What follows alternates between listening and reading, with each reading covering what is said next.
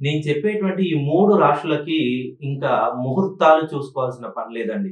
మీరు ఏ పని చేసినా మీకు అద్భుతంగా కలిసొస్తూనే ఉంటుంది. ప్రతి విజయంలోనూ ఇంకా మీకు ఎవ్వరి హెల్ప్ ఉన్నా లేకున్నా, ఎవరి సపోర్ట్ ఉన్నా లేకున్నా మీరు దిగ్విజయంగా విజయ శంఖారావం మోగించబోతున్నారు. ఎవరైతే తులా రాశిలో జన్మించారో, ఎవరైతే మకర రాశిలో జన్మించారో, ఎవరైతే ధనస్సు రాశిలో జన్మించారో, ఈ 3 రాశుల్లో జన్మించిన వాళ్ళకి విజయ శంఖారావం, విజయ నాదం మోగించబోతున్నారు. ఈ 2026 అనేది మీకు అద్భుతంగా దేదీప్యమానంగా కలిసి వస్తుంది.